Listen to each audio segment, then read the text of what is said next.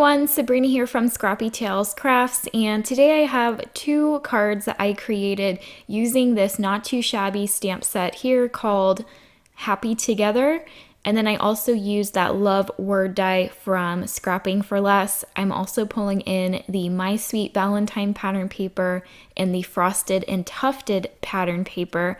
All of this came in the Valentine box that Not Too Shabby released in January, which is now sold out. The only thing available is this stamp set that I'm coloring, so I will have that link down below.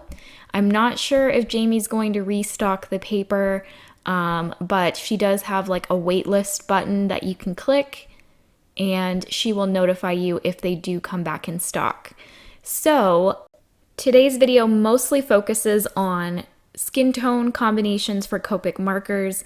These are some of my favorite skin tones that I like to color, and I actually reuse a lot of the markers. I usually just either swap out the darker color or the lightest color, and you'll see as I color in these hands that I reuse pretty much all of these markers. So for my tannish Caucasian skin tone, I like to use E15, E13, and E11.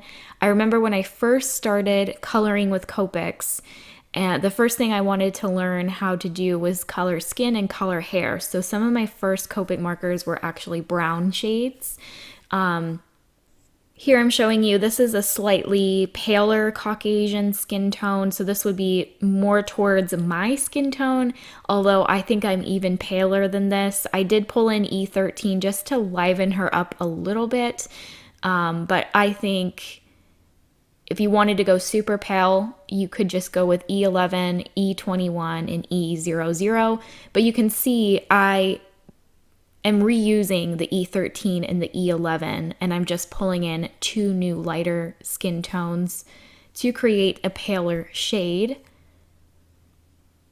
And the way I color with my Copics, if you're new to my channel, I always like to start with my darkest marker, map out my shadows, and work towards my lightest color.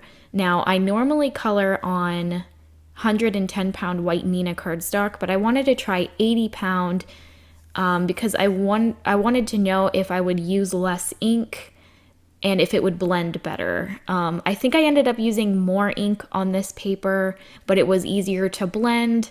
But overall, I kind of prefer the 110 pound. I know people like the 80 pound, that's why I wanted to try it.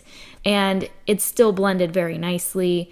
And the results were basically the same. But I think you end up using more ink just because the paper absorbs it more. But I'm not sure, honestly. So for this skin tone, I am using E18, E15, and E13. So once again, I'm using the E15 and E13 again. I'm just pulling in one darker shade to create a darker skin tone. So here I'm going in with my mid-tone. I'm basically just extend the color more towards the center. I am focusing on a center highlight. So I am adding my darker areas to the edges of the fingers and the hand and the arm. I am adding a shadow where the hand meets the arm. That would naturally cast a shadow. And here I'm going over everything with my lightest marker. Now my E13 was getting really dry here. So luckily I didn't have to use it for my final skin tone, which will be African American. I think this one could be Hispanic. But yeah. Okay, so for this one, I'm going to use E29, E27, and E25. Again, starting with my darker marker. I'm adding the shadows also where the fingers overlap. Those would cast shadows. And this is a really great stamp set to practice or to swatch skin tones. There's so many. If you Google Copic skin tone combinations, a lot will come up. And I actually got this specific combination from a Google search. But the other three are ones that I use really often. So those are kind of my go-to combos.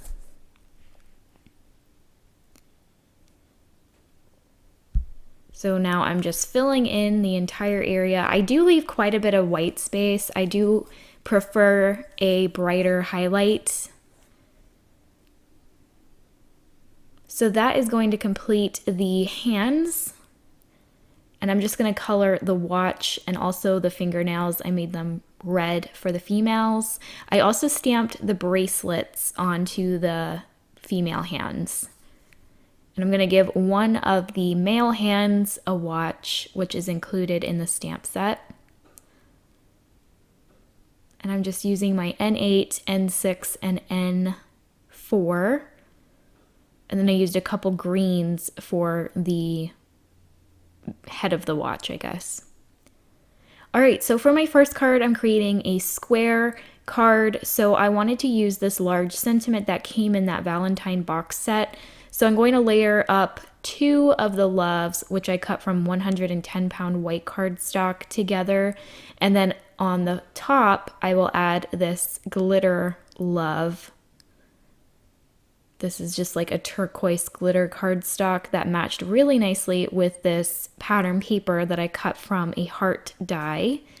And these 2 papers come from the My Sweet Valentine paper pad. I'm going to pop up the hands with some foam tape.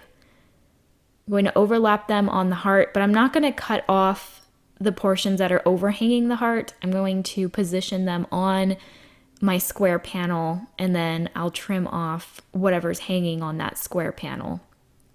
So I'll attach the heart.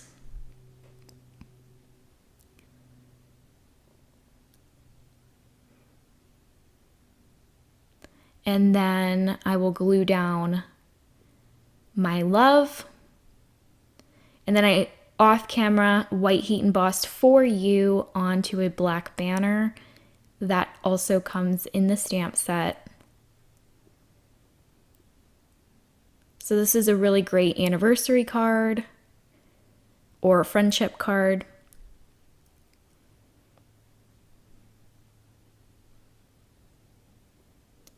And then I will embellish this panel with some silver sequins. I decided to add a black heart in the center of that love just to help it stand out. I thought about doing white, but I thought the black looked better. Here I'm going to attach the watch. And Felix is saying hello here. And when it comes to me crafting, he's pretty good. He doesn't ever sit on my projects that I'm working on. He kind of just walks on my table and investigates. He does steal my zig markers. I find them all over the house because he just takes them out of the package and drags them all over the house. So I'm going to mat this panel on some black cardstock. This is cut to my card base size, so it's 5 1/4 by 5 1/4. And I'll just glue that onto my white card base, and that is going to complete my first card. I did add those silver sequins there. For my second card, I'll create an A2. So I cut a black and white polka dot frame from some of the pattern paper from Frosted and Tufted. The pink polka dot background paper is also from that paper pad. I plan on popping up the hands behind the frame, and then I stamped out You Make Me So Happy onto some white stitch banners that I trimmed down. Here I'm just trying to figure out placement, and I kind of felt like this was looking plain, so I'm going to take some of the hearts from the ephemera pack from that Valentine box set and just use a couple of those to add some color. So here, I like that layout. I'll go ahead and glue the hands onto my black and white polka dot frame. I'm going to shift them upwards just so that my sentiment can show better. And then I'll go ahead and glue my sentiments to the pink panel in the back.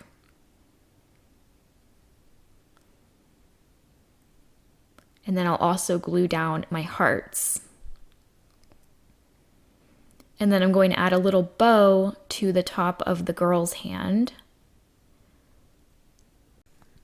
And once everything is adhered, I'm going to flip that black and white polka dot frame around and add some acetate.